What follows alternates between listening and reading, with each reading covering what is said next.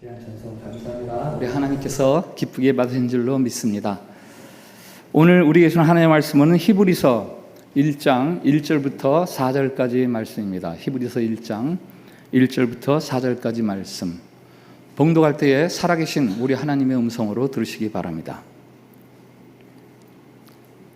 옛적의 선지자들을 통하여 여러 부분과 여러 모양으로 우리 조상들에게 말씀하신 하나님이 이 모든 날 마지막에는 아들을 통하여 우리에게 말씀하셨으니 이 아들을 만유의 상속자로 세우시고 또 그로 말미암아 모든 세계를 지으셨느니라. 이는 하나님의 영광의 광채시요 그 본체의 형상이시라. 그의 능력의 말씀으로 만물을 붙드시며 죄를 정결하게 하는 일을 하시고 높은 곳에 계신 지극히 크신 이의 우편에 앉으셨느니라. 그가 천사보다 훨씬 뛰어남은 그들보다 더욱 아름다운 이름을 기업으로 얻으심이니 아멘. 샬롬. 샬롬. 예, 우리 옆에 분들하고 밝은 얼굴 하시고 축복의 인사를 나누겠습니다. 하나님께서 우리를 사랑하십니다.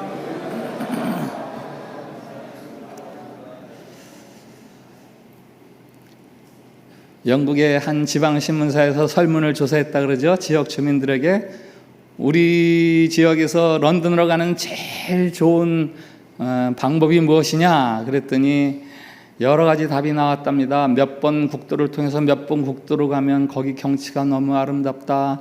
아니다, 고속도로로 가야 된다. 아니다, 비행기를 타야 된다. 그런데 특이한 답이 하나 있었답니다. 가장 좋아하는 사람과 같이 간다. 2025년 하반기 첫 주, 이제 올해 후반전이 시작되었습니다. 새로운 시간 여행을 우리가 할 수 있게 되었습니다. 어떻게 이 시간 여행을 최고의 여행으로 만들 수 있는가? 이런저런 여건, 방법론에 있는 게 아니라 내가 누구와 동행하는가? 그게 여러분들에게 최고의 여행의 비결이고 그것은 바로 예수님이죠. 예수님과 동행함으로 여러분들의 이 2025년 하반기가 지금까지의 그 어떤 시간 여행보다도 아름답고 감격스러운 여행이 되기를 축복합니다. 오늘부터 히브리서를 설교합니다. 지난 금요일 저녁에 저희 인도네시아 GMII 교단에 목회자 가족 수련회가 있었습니다. 400명이 넘는 목회자와 그 가족들이 함께 모여서 서로 위로하고 격려하고 또 새로운 비전들을 함께 나누는 수련회였습니다. 그 수련회의 주제가 있었어요. 고통 가운데서의 예수님의 증인으로서의 가족, 고통 가운데서의 예수님의 증인으로서의 공동체. 제가 그 주제를 이렇게 들여다보면서 이분들이 이 시대를 고통의 시대로 여기는구나. 그렇지 않겠어요? 기독교율이 10%도 안 되잖아요. 87%가 무슬림이라고 하니까 그 소수로 살아가면서 예수님을 증언하는 그 삶이 그 자체로 이미 고통이라고 할 수 있을 겁니다. 그날 저녁 집회 강사로 초청받아서 설교했습니다. 우리 조성태 장로님께서 늘 제 설교로 이렇게 통역을 해주셔서 너무너무 다시 한번 이 시간 통해서 감사 인사를 드리고, 그날 제가 전한 설교에 한 1시간 정도 설교를 했는데요. 한 문장으로 간단하게 요약하면 이런 말씀이에요. 우리는 영광스러운 부르심을 입은 사람들이다. 복음을 전하는 복음의 증인으로서 부름받은 목회자의 삶, 목회자의 사모, 그 자녀들의 삶이야말로 가장 영광스럽고 즐거운 소망을 가지고 살아갈 수 있는 삶이다. 인도네시아 교회뿐이 아닙니다. 복음의 증인으로 살아가는 삶은 언제나 고통이 있고 어려움이 있었습니다. 성경은 그처럼 어려운 환경이라면 복음의 증인으로서의 신분을 버리거나 혹은 포기하라고 말씀하지 않으셨어요. 혹은 좋은 시절이 올 때까지 조금만 기다려라, 이렇게 말씀하지 않으셨어요. 어렵고 힘들더라도, 고통스럽더라도 하나님이 맡겨주신 복음의 증인으로서의 역할에 열심을 품고 섬겨라 라고 말씀하시면서 내가 너희들과 함께 있노라 라는 약속의 말씀을 늘 함께 주시죠. 오늘부터 보게 되는 히브리서, 이 히브리서의 배경이 있지요. 시대적인 배경입니다. 신앙적으로 어려움을 겪는 신자들, 신앙 때문에 고통당하는 신자들을 위해서 쓴 아주 긴 설교문이 히브리서예요. 서기 70년 어간에 기록되었을 것이다, 이렇게 추정을 하니까 시간을 거슬러서 서기 70년으로 한번 가보십시오. 서기 70년에 믿음 생활을 하는 사람들의 여건이 어떠했겠습니까? 예수님이 부활하신 지, 하늘로 승천하신 지 40여 년이 지나면서 1세대 신앙인들이 하나씩 둘씩 죽어서 사라져 갑니다. 제2세대 신자들로 이제 이 믿음의 세대가 교체되는 어간입니다. 내가 곧 다시 오시리라 약속하신 주님의 말씀을 기다리는데 주님이 영 오시지를 않아요. 그래서 점점 신앙생활이 나태해집니다. 교회가 약화됩니다. 뿐만 아니죠. 외부로부터 기독교에 대한 박해가 아주 노골적으로 시작되었습니다. 유대 종교로부터의 박해는 일찍이 예수님 시대부터 있었습니다마는 이제는 로마 제국 정치권에서의 박해가 본격적으로 기독교를 향해서 가해집니다. 서기 64년에 우리가 잘 아는 네로 황제의 박해가 있었잖아요.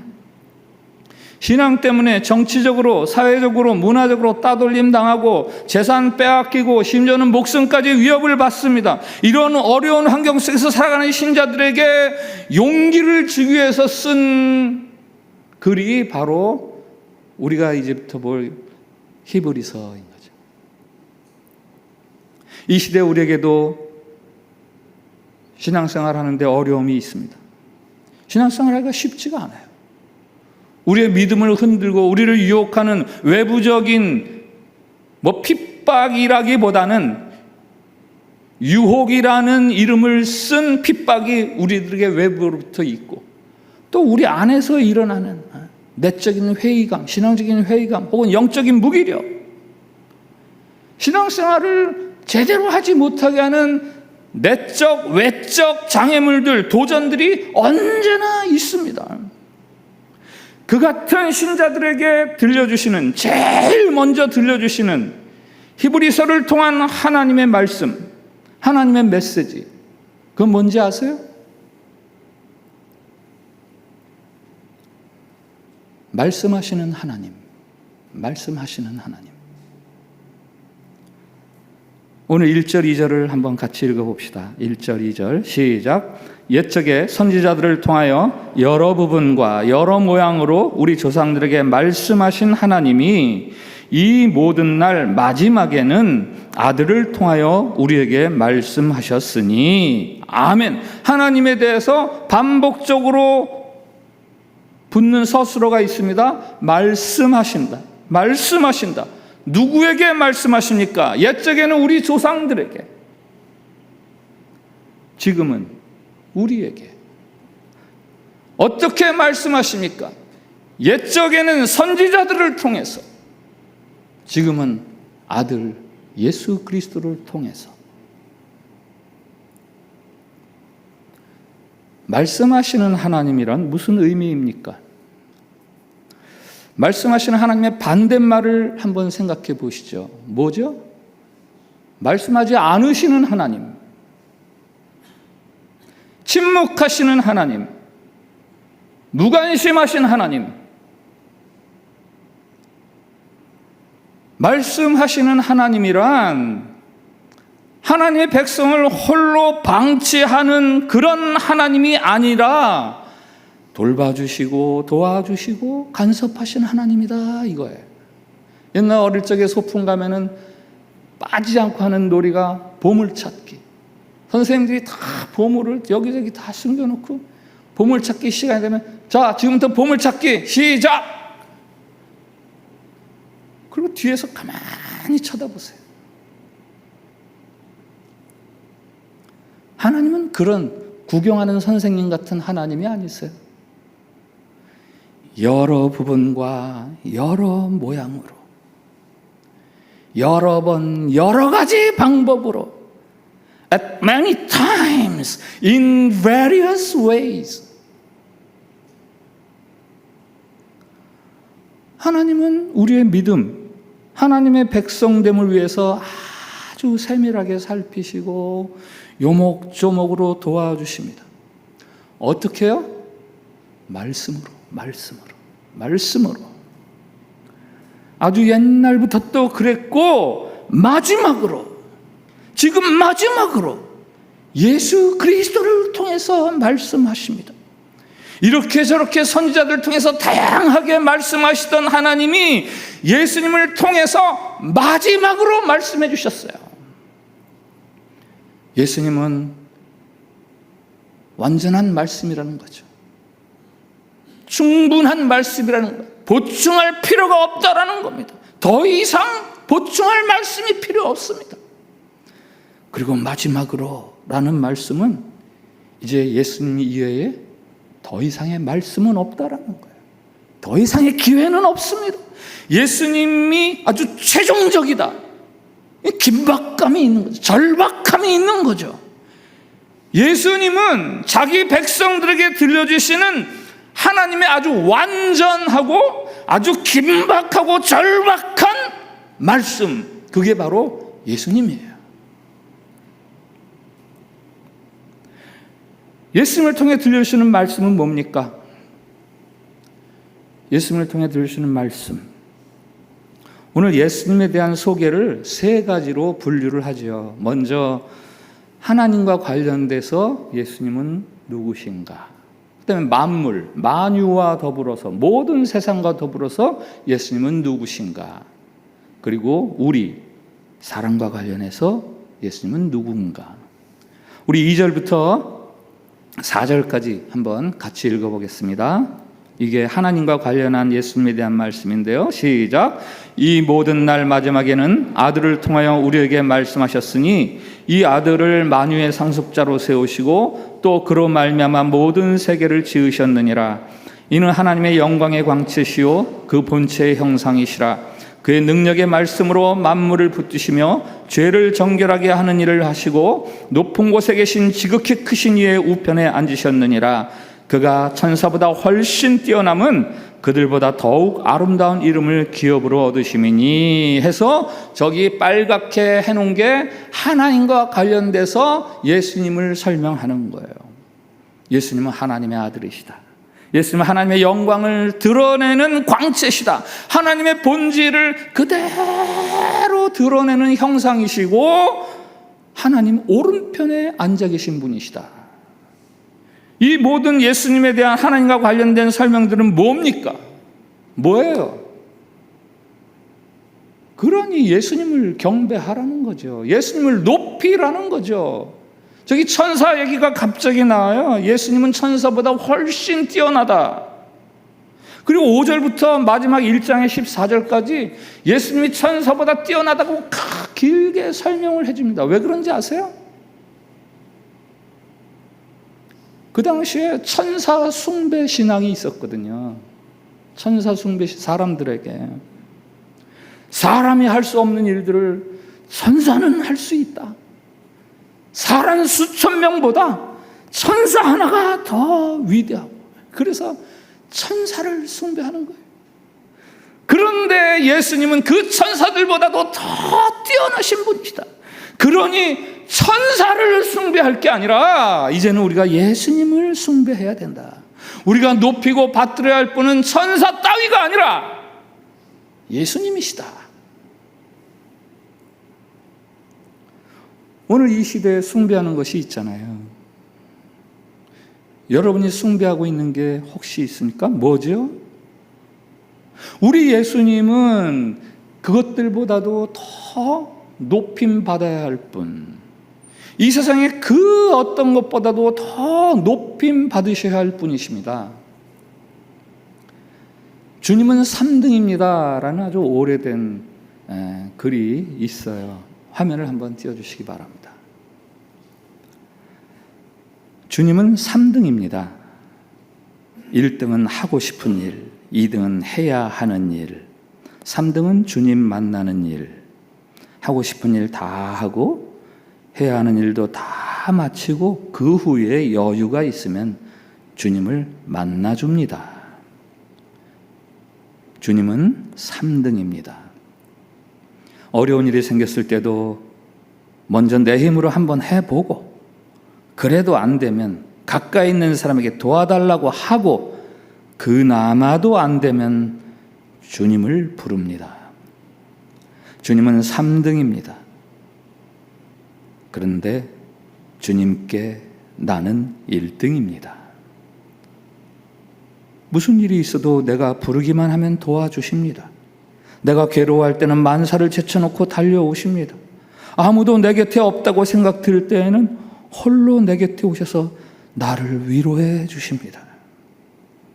나는 주님께 언제나 1등입니다. 나도 주님을 1등으로 생각했으면 좋겠습니다. 나를 1등 삼으신 주님을 나도 1등으로 모시고 싶습니다. 1등, 2등, 그리고 나서 3등. 주님은 나에게 3등. 나에게 주님보다 더 먼저인 것들이 있습니다. 주님은 나를 언제나 1등으로 대해주시는데 이 글이 지금까지 이렇게 회자되는 이유는 바로 우리 모두의 고백이기 때문 아닙니까? 우리에게도 주님보다 먼저인 것이 없지 않습니다. 자녀가 늘 먼저죠. 자녀가 늘 먼저입니다. 돈 되는 일이라면 그것도 먼저입니다. 내 체면을 챙기는 일이 먼저고, 심지어 운동이나 취미생활도 주님보다 먼저예요. 그런 우리에게 오늘 하나님이 말씀하세요. 지금 그대가 가장 높이고 있는 것이 있는가? 예수님은 그것들보다 더 높고 뛰어난 분이심을 아는가? 높여드리고 또 높여드려도 모자라는 분. 예수님 제 삶에서 가장 높임을 받아주세요 하고 바짝 엎드려서 경배해야 할 대상.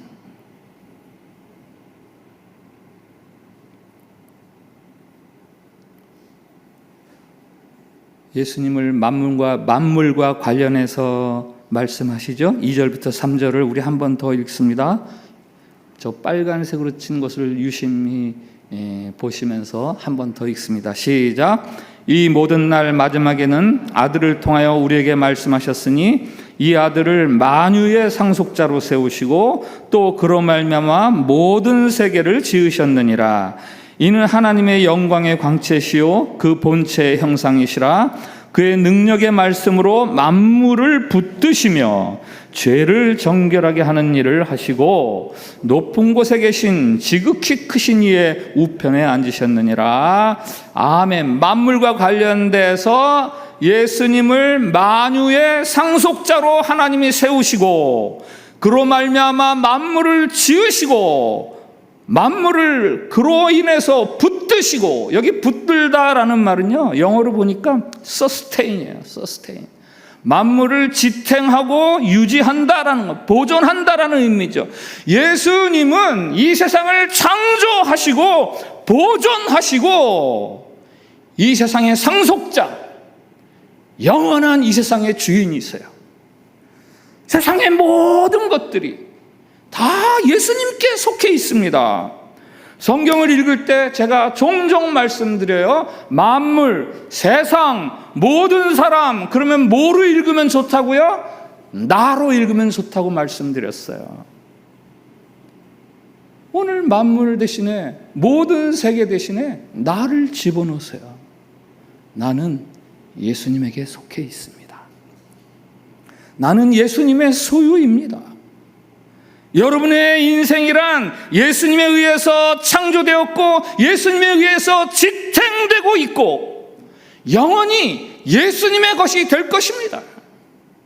이 사실을 믿는다면 염려할 바가 없죠. 염려할 바가 없습니다. 그가 우리를 붙드시고 우리를 지탱해 주시고 영원토록 그의 것으로 삼아주시겠다는데 여러분, 이 놀라운 사실을 믿으십니까? 이 놀라운 사실을 알고 계십니까? 여러분들이 지금 그토록 부족해하고 불만스러워하고 기대에 못 미쳐서 원망스러워하는 지금 여러분의 삶, 그러나 그것들을 바라보면서 예수님을 바라보면 불평할 바가 없어요. 이 모든 것들이 다 주님 손에 있습니다. 하나님 주님께서 책임지실 거예요. 여러분만 책임지시는 게 아니라 여러분이 힘들어하고 여러분이 불만스러워하는 그 대상, 그 조건도 다 우리 주님께서 붙들고 계시다고요. 여러분의 인생의 창조자, 설계자, 건축자, 바로 예수님. 토기장이가 토기를 빚듯이 예수님이 여러분의 삶을 빚고 계세요. 그러니 그분의 주인 되심. Oh Jesus, you are my Lord. 예수님, 예수님이 제 삶의 주인이십니다. 이 내 삶에 관한 예수님의 로드십, 그것을 인정해 드려야죠. 그렇게 되면 그 주인을 따라 순종하고 살아가는 거죠. 염려할 필요 없습니다. 주인이 알아서 하십니다. 우리의 할 일은 그저 순종하며 따르는 것뿐이에요. 세 번째로 특별히 사람, 우리와 관련돼서 예수님은 누구신가? 예수님은 우리의 죄를 용서하시는 분이에요. 3절 중간에 있죠? 죄를 정결하게 하는 일을 하시고, 죄를 정결하게 하는 일을 하시고. 성경이 말하는 죄의 결과를 알고 계십니까? 세상에 죄가 들어왔을 때 어떤 일들이 벌어졌는가? 창세기 3장, 죄로 인해서 모든 관계가 파괴돼요. 하나님과 나와의 관계, 그게 파괴돼요. 하나님으로부터 도망치잖아요. 하나님을 피하잖아요. 그리고 나 자신의 정체성, 나와 나의 관계가 파괴됩니다. 내가 나를 부끄러워하잖아요. 그리고 다른 사람과 나와의 관계가 파괴됩니다. 하와를 향해서 저 여자 때문에 그랬습니다. 핑계거리로 삼고 방패막이로 삼고 원망의 도구로 삼고, 더 나아가서는 나와 세상과의 관계, 환경과의 관계가 일그러지고 파괴됩니다. 땅이 가시와 엉겅퀴를 내고 땀 흘려 일해야만 겨우 결실을 얻습니다. 이 죄를 해결하려고 아무리 애를 써도 해결할 수가 없어요. 지워지지를 않습니다. 물로 씻어도 씻을 수가 없고요. 가루를 내서 바람에 날려도 날아가지를 않고, 불로 태워도 죄가 되지 않고. 옛날 군대에서 만난 제 친구 한 명이 고등학교 시절 깡패였어요. 담뱃불을 팔뚝에다가 막 지지는 거죠. 그 배짱 때문에 저보다도 작은 체구인데 그 조그마한 체구 가지고 고등학교 시절에 부천시 소사동 일대를 주름 잡았습니다. 그런데 철이 들고 나니까 이 담뱃불 자국이 창피해지더래요.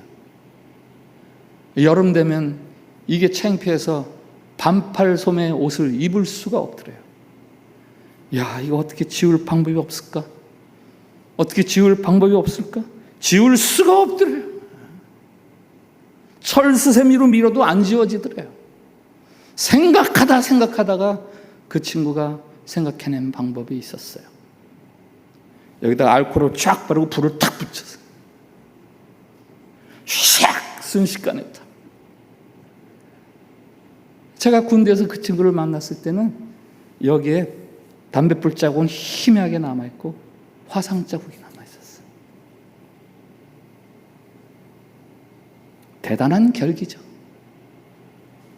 죄에 대한 대단한 결기. 우리에게 죄가 있습니다. 이 죄가 우리를 부끄럽게 합니다. 죄가 부끄러워지는 순간이 있어요. 우리가 하나님 앞에 서게 되면 얼굴을 들 수가 없습니다.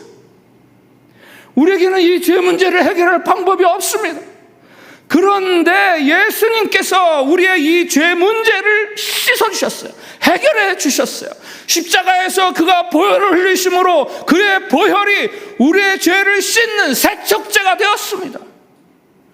우리를 모든 죄의 결과에서, 아까 소개드린 그 창세기 3장의 죄의 결과로부터 우리를 자유롭게 해주셨습니다. 요한일서 5장 18절에 이런 말씀이 있습니다. 하나님께로부터 나신 자가, 누구예요? 예수님이죠. 하나님께로부터 나신 자가 그를 지키심에 악한 자가 그를 만지지도 못하느니라. 예수님께서 우리의 죄 문제를 해결해 주심으로 이제는 죄가 우리와 전혀 상관없게 되었다라는 말씀입니다. 예수 믿는 사람들은 더 이상 죄와 상관이 없습니다. 오늘 예수님에 대해서 들려주시는 하나님의 말씀 3가지로 정리해 드렸어요. 하나님과 관련해서 그는 하나님이세요. 누구보다도 우리에게서 높임 받아야 할 뿐입니다. 만물과 관련해서 그는 만물을 지으시고 만물을 지탱하시고 만물을 소유하실 분이세요. 우리와 관련해서 그는 우리를 깨끗하게 해주시면서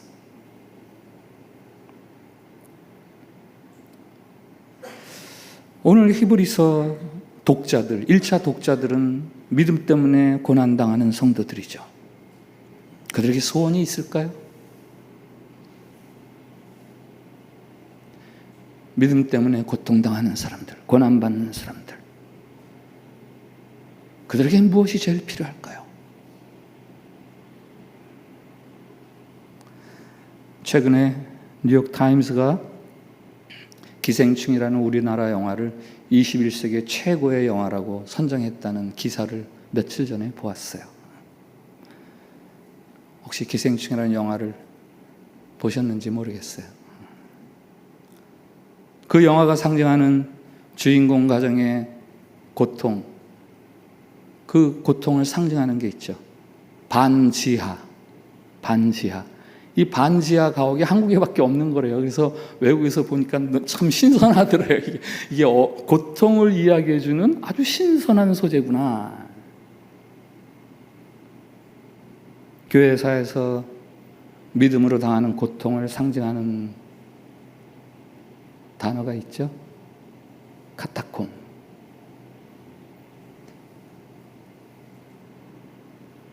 카타콤은 반지하도 아니에요. 완전 지하예요. 더 고통스럽고 더 충격적이죠. 지하에서 태어나서 지하에서 살다가 지하에서 죽던 사람들, 그들에게 필요한 건 뭘까요? 그들이 소원하는 건 뭘까요? 영화 기생충에서도 반지하 생활하는 사람들에게 소원이 있었잖아요. 여러분에게 소원이 있으시죠? 여러분, 어떤 소원이 이루어지면 이제 됐다, 나는 더 이상 원할 게 없다, 나는 정말 만족스럽다, 어떤 소원이 이루어지면 여러분이 그런 이야기를 하시겠어요? 성경에 이런 고백을 들어보셨죠? 내가 부족함이 없으리로다. I shall not be in want. 나는 더 이상 바랄 바가 없을 거야. 시편 23편의 첫 구절이에요. 자기를 양으로 비유하잖아요. 양에게도 여러 가지 욕구와 여러 가지 필요가 있습니다. 안전의 욕구, 배부름의 욕구, 과시하고 싶은, 과시할 만한 그 힘에 대한 욕구. 그러나 이 모든 것보다 중요한 한 가지 욕구를 이야기합니다. 그것은 바로 선한 목자에 대한 욕구예요. 선한 목자에 대한 필요성. 내가 믿고 따를 수 있는 목자, 그거 하나면 나는 충분하다. 시편 23편은 바로 그 선한 목자를 만난 양이 부르는 노래예요. 여호와가 내 목자셔서 나는 더 이상 부족함이 없으리로다. The Lord is my shepherd. I shall not be in want.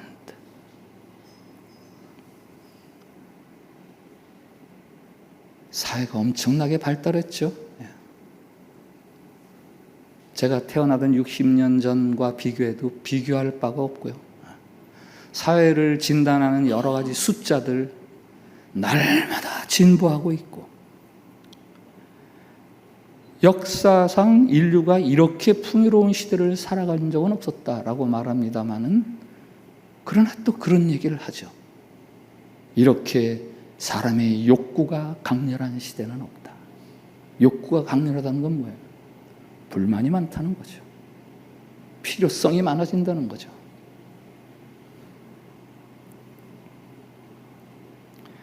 어쩌면 신앙생활도 마찬가지예요.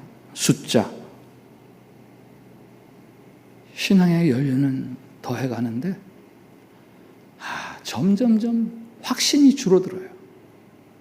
한때 그래도 목숨을 걸 만한 건 줄 알았는데 이게 보이는 게 아니다 보니까 점점점 희미해져 가고, 그래서 회의가 들고, 그 믿지 않는, 보이지 않는 그것에 내 삶을 거는 것에 의심이 듭니다. 교회에 와서 믿음 생활을 오래 하신 분들을 보아도 그분들도 그런 것 같아요. 그 신앙생활로 새롭게 전환하기가 쉽지가 않습니다.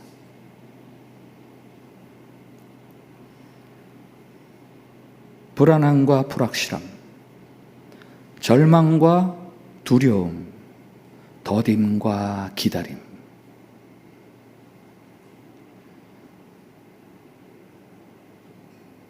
그러나 그 같은 우리에게 하나님은 계속해서 말씀하시잖아요.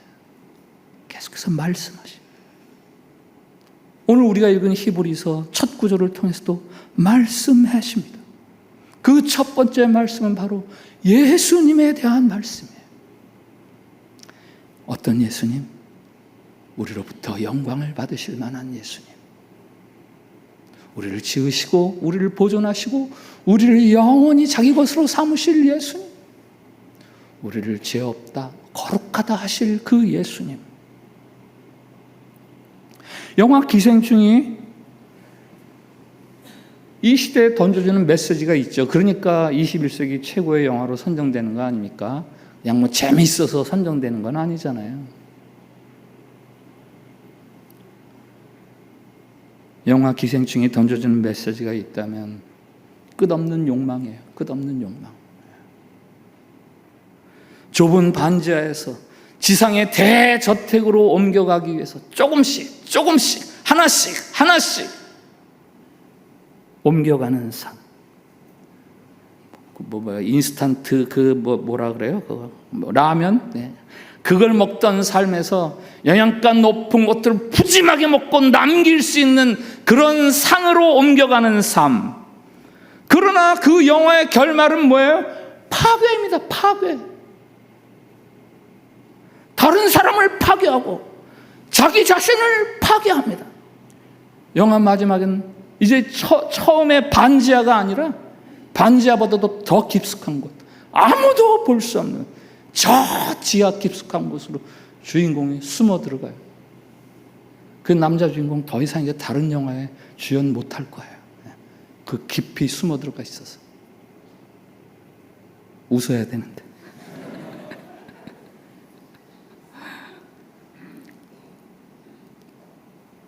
나에게 부족함이 없으리로다. 시편 23편이 이렇게 노래하는 이유가 뭐예요? 양인 자기에게 사자처럼 날카로운 발톱과 그 강한 이빨이 생겨서 그렇게 노래하는 겁니까? 아니면 코끼리처럼 거대한 힘이 생겨서 그렇게 노래를 하는 거예요? 아니죠. 여호와는 나의 목자시니, 여호와는 나의 목자시니. 선한 목자를 만나면서 이런 노래를 부를 수 있는 거예요. 선한 목자를 만난 양은 더 이상 자신의 연약함, 자신의 불완전한 처지에 대해서 원망하거나 불만하지 않습니다. 내가 영원히 여호와의 집에 살리라. 난 이 상태가 너무 좋습니다. 라는 거 아니에요? 난 지금 이 상태가 너무 좋습니다. 아닙니까? 선한 목자 그 한 분으로 나는 충분합니다. 카타콤의 신자들, 그들이 두고두고 교회의 칭찬과 존경을 받는 이유는 무엇입니까? 그 지하 속에 지상 못지않은 편안한 시설과 편리한 그런 도구들을 다 마련해서입니까? 아니죠. 그들이 그렇게 칭찬과 존경을 받는 이유는 뭐예요? 그 어렵고 거친 상황에서도 예수님을 포기하지 않았다는 것, 예수님 한 분만을 바라보면서 살아갔다는 것.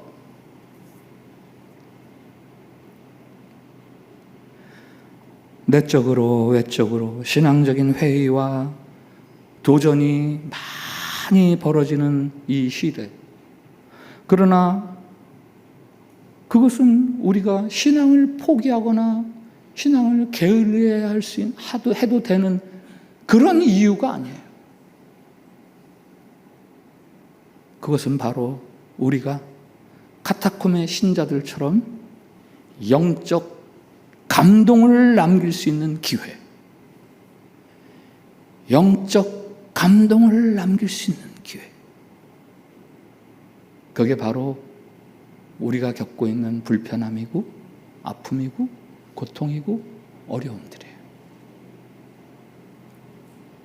오늘 하나님께서 여러분에게 말씀하시는 예수님, 그 예수님을 기억하시면서 그 예수님을 꼭 붙들고 신앙을 지키기 어려운 이 시대를 감동을 남기는 신자로 살아가시기를 진심으로 축복합니다. 오늘 말씀 앞에서 드리는 공동기도가 있어요. 주님, 고난당하는 시대를 향해 주시는 예수님을 통한 하나님의 말씀을 듣게 하시니 감사합니다. 주님, 우리를 지으시고 정결하게 하시는 창조주요 구원자이신 예수님만을 경배하게 하옵소서. 주님, 고통스러운 시대일지라도 예수님으로 만족하는 풍성한 삶을 노래하게 하옵소서. 우리 기도를 같이 드리겠습니다. 시작. 주님, 고난당하는 시대를 향해 주시는 예수님을 통한 하나님의 말씀을 듣게 하시니 감사합니다. 주님, 우리를 지으시고 정결하게 하시는 창조주요 구원자이신 예수님만을 경배하게 하옵소서. 주님, 고통스러운 시대일지라도 예수님으로 만족하는 풍성한 삶을 노래하게 하옵소서. 아멘. 하나님 아버지, 우리를 사랑하셔서 우리의 삶에 간섭해 주시고 말씀으로 인도해 주시니 참 감사합니다. 예수 그리스도를 통해 우리를 인도하시는 하나님에 대해서 확신하게 해 주시옵소서.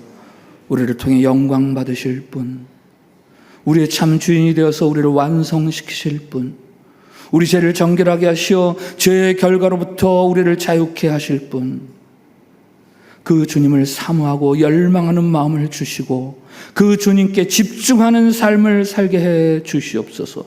우리의 삶이 주님과 연결된 삶이 되도록 우리 삶의 가장 소중한 가운데 토막을 주님께 내어놓겠습니다.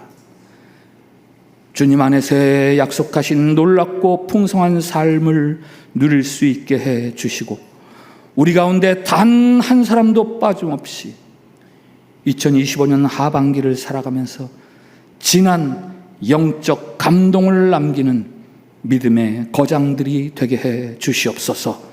예수님 이름으로 기도합니다. 아멘.